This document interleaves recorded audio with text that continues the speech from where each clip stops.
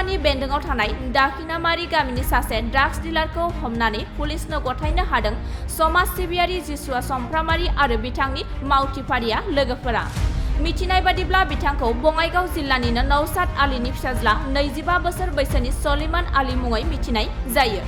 सुलुंनिफ्राय मिथिनाय बादिब्ला सलिमान आलीया बे हाबाखौ मावनानै एबारजों 2 खेब हमजाबाय। बेराफारसे समाज सिबियारि जिसुआ समफ्रामारि आरो बिथांनिनो लोगोफोरा खौरांनि गेजेरजों फोरमायदों दि जोंनि समाजखौ जाय सुबुंफोरा ड्राग्स एबा फेग्रा मुवा फालांगि खालामनानै गुबुंले खालामनो बेफोरबायदि सुबुंखौ जों माब्लाबाबो निमाहा होनो हानाय नङा। लोगोसे जोंनि समाजाव हाबा जाखानाय सुबुंफोरा गावनि हिन्जाव आरो हौवा नागारनानै आरो बिथांमोननि सायावबो हाजासे खामानि मावगोन होननानै बुंथिदों।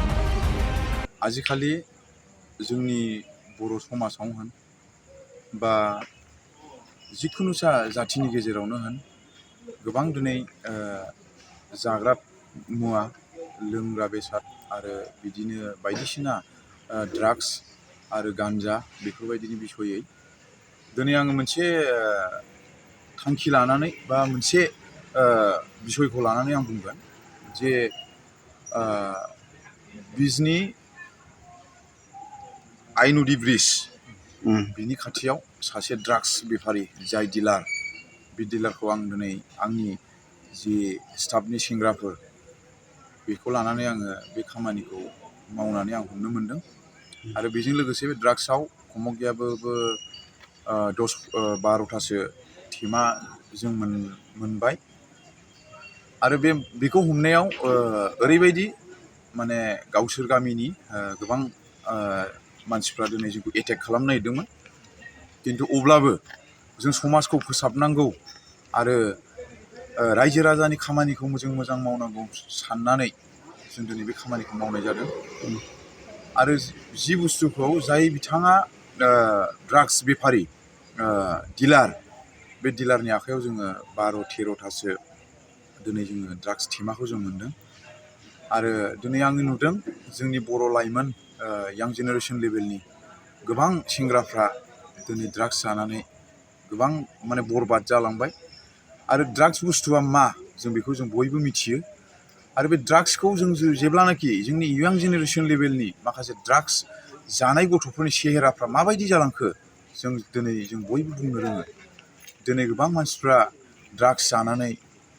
बोसोरथाम बोसोरब्रैल' जोरनाय जों बेफोरबायदि नुदों। सानसे समाव बिसोरो हाबा जागोन, फिसा फिसौ खांगोन, अब्ला बै फिसा फिसौ आरो बिमा बिफानि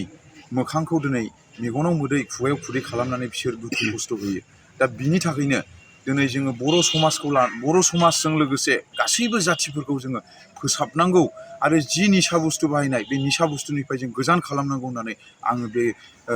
खामानिखौ आं मावनाय जादों। आरो जोंनि दा बर' समाजनि माखासे बिमा बिफा जानाय आरो गामिनि रायजो राजा प्रेसिडेन्ट सेक्रेटारि गावबुरा गासैखौबो आं खावलायो जाहाथे मोनसे स्ट्रं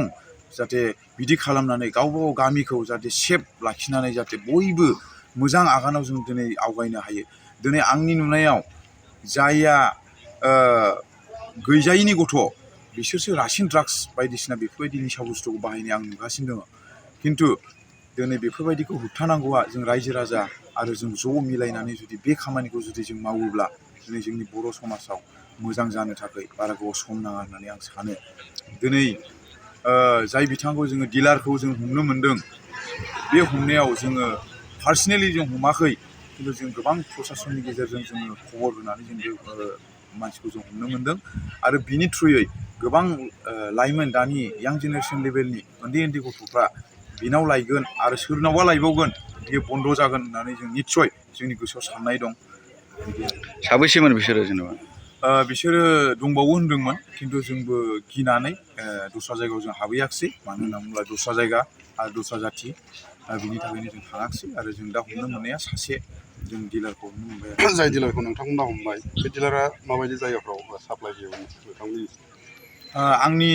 खोनानायाव आरो थानानिफ्राय आं रिपर्ट मोननायाव सिगां टाइमाव बियो हमजाखाबायमोन,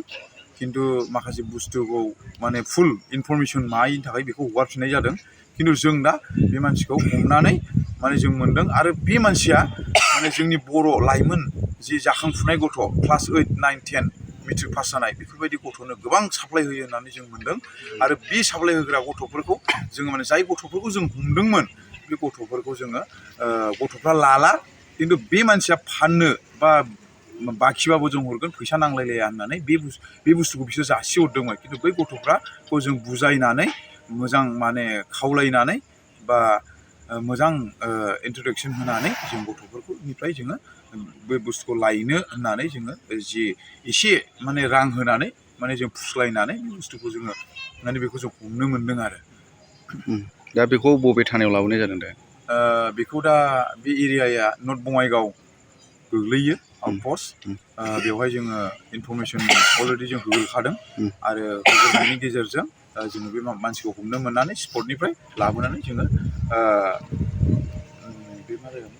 किसान बाजाराव जों पुलिसफोरखौ लिंहरनानै जों बिनि आखायाव गथायबाय आरो जों दा बे पुलिस थानायाव दङ दा बिथां जाय हमग्रा डिलार बे डिलारखौ दा जेलाव हरसिगोन आरो बिनि थ्रुयैनो गोबां मानसिफ्रा जाहाथे मोजां जागोन होननानै आंनि माने गोसोआव साननाय दंसै आरोखि दा जोंनि पुलिस प्रसासनखौ हगारजानो बादों नोंथाङा थारमाने माखासे समाव जोङो नुयो माने बिदिनो ड्राग्स फालांगिफोरखौ हमखांनायनि उनाव उदाङै बिथांमोना बेरायफिननो हायो दा बेनि सायाव नोंथाङा मा बुंदों नंगौ गोबां जायगायाव जों खोनायो माने दिनै थाखा फैसानि मामलायाव दिनै थाखा फैसा होनानै अनेक केसफोरखौ बा अनेक माबाफोरखौहाय हगारो होननानै आं खोनायो आरो नुबायबो दिनै बिनि थाखायनो आं पुलिस प्रसासनखौ आं अलरेडि स्ट्रङै बुंखाबाय खुनु बेयो गनायनि माबा खालामनो मोना आरो जुदि गहोयोब्ला बेखौ आं फुल एक्सन लाबावगोन होननानै आं अलरेडि पुलिस थानायाव आं बुंबावनाय जाबाय आरो थेंक इउ आरो आं मोनसे खावलायबावो जोंनि जि दानि यां जेनेरेसन लेभेलनि जोहोलावफोर दासो देरफुनाय नोंसिनि सायाव आं बेखौनो बुंनो सानो जे बिमा बिफाया गावनि फिसाखौ उन्दैनिफ्रायनो खांनानै दिनै माबायदि जाजानो लुबैयो दिनै गथ'फ्रा उन्दै बाबुमोन नानिमोन दिनै आं नोंसोरखौ खावलायो जोंनि बिमा बिफाया मोनसे थांखियाव गावनि फिसाखौ थांजानो लुबैयो दिनै बे थांखिखौ दिनै गासैबो फैमाल खालामो जोंनि फिसाफ्रा बिनि थाखायनो आं खावलायदों जोंनि यां जेनेरेसन लेभेलनि फंबाय आरो बिनानाव नोंथांमोनखौ जाहाथे बिनिफ्राय बा निसा बुस्थुनिफ्राय जाहाथे गोजान जायो आरो जुदि सोरबा जुदि बे निउसखौ नायनायनि गेजेरजों आरोबाव जुदि बेयावनो जुदि आरो थाबावोब्ला बिनि एक्सनखौ जों दस्रा रोखोमै जों एक्सन लागोन होननानै आं थिरांथा खालामबाय आरो आंनि जि सेंग्राफोर दङ 15-20 जनसो बे ग्रुपखौ आं अलरेडि दानानै दङ आरो बबे जायगायाव थांगोन आरो बबे जायगायाव नोंसोर मा लायगोन बेखौ अलरेडि नोंसिनि आगानफ्रोमबो दिनै एक्सन लानो थाखाय बा नोजोर होनो थाखाय अलरेडि गासैबो सारिय'फाले जोंनि चिरां डिस्ट्रिक्टआवल' नङा गासैबो जोंनि बे बिटिसिआव आङो गासैयावबो आङो बिदि जोंनि यां जेनेरेसन लेभेलनि मोजां मानसिफोरखौ आङो दा टिम बानायनानै दङ आरो बेजोंनो आङो समाजखौ आरो जाथिखौ आं फोसाबलांनो हागोन होननानै आं साननाय दङ आरो सापर्ट खालाम रायजो राजा आइ आफा बिदा फंबाय आं नोंसोरखौबो खावलायो दिनै मालाबानि समाव नोंनि फिसाया लायाखै सोरबा लोगोनि थ्रुयै मालाबानि समाव गाज्रि जाहैनोबो हागौ बिनि थाखायनो नोंनि फिसाखौ नों सामलाय आरो सोरनि फिसाया जुदि बे लामायाव दङब्ला जाहाथे लोगो जालायनाय मालायनायखौ जाहाथे मोजां रोखोमै बुजायलायनायनि गेजेरजों गोथों लामाजों जाहाथे थोनो आं बेखौ खावलायनाय थाबावबाय आरो नाथाय जोंनि समाजाव माखासे गारजेन बिथांमोना गावनि फिसालाफोरनि दायखौ जुदि समाजाव जुदि नुयोब्ला गुबुना दुसियोब्ला गावनि फिसाखौ दाय गैया होननानै बुङो दा बेनि सायाव नोंथाङा मा बुङो दिनै नंगौ गोबां आं खोनागासिनो दिनै जों जाय फंबायमोनखौ जोङो लाबोफादों बिसोरनि बिमा बिफायाबो दिनै फन खालामदोंमोन आं मोनसे खोथा बुंदों नोंसालाया अलरेडि एसे मोजाङाव फैबाय आरो जों मोजांसिन बानायनोसो जों आवगायदों दिनै बेयाव दुखु मोननो नाङा दिनै नोंसालाया जि लामायाव आवगायदों बे लामाया गोथाङैनो गोथै जों बेखौ जों बुजायबाय आरो जाय बिमा बिफाया दिनै गावनि फिसाखौ मोजाङाव लांनो थाखाय दिनै नाजासेयावबो सोरबा बायदिनि बिमा बिफाया दुखु मोनो नाथाय बियो गोरोन्थि दिनै गावनि फिसाया बबेबा लामाजों जुदि थाबायदोंब्ला बिनि नोजोर होनांगौआ जोंनि बिमा बिफानि दायित्व दिनै बेखौ जोङो गोबां जायगायाव जों नुनो मोनो दिनै बिनि थाखायनो आं खावलायदों जि बिमा बिफाया जुदि माबा मोनसे गोरोन्थि नुदोंब्ला बेखौ नों हाया सोरबा मानसिनि थ्रुयै नों बेखौ खामानिखौ माव आरो फिसाया दिनै फिसाया जुदि बिमानि बा बिफानि नोजोराव माबा मोनसे गाज्रि राव बुंनानै बा बुनानै सामलायोब्ला बे फिसाया गावनि बिमा बिफाजों एगेन्स्ट लायो बिनि थाखायनो सोरबा मानसिनि थ्रुयै बेखौ मोजां खालाम आरो सोरनोबा गथायनानै बे खामानिखौ मावनो थाखाय आं खावलायदों। बिमा बिफाया दुखु दामोन आरो नोंसिनि फिसाफोरखौ दिनै जोङो मोजां खालामनो थाखायसो जों थांगासिनो दं आरो जोङो समाजखौ आरो जाथिखौ आरो गासैबो जाथिफोरखौ जोङो मोजां हालोदाव जों लाबोयोब्ला निस्सय जों मोजां लामाजों जों आवगायलांगोन होननानै आं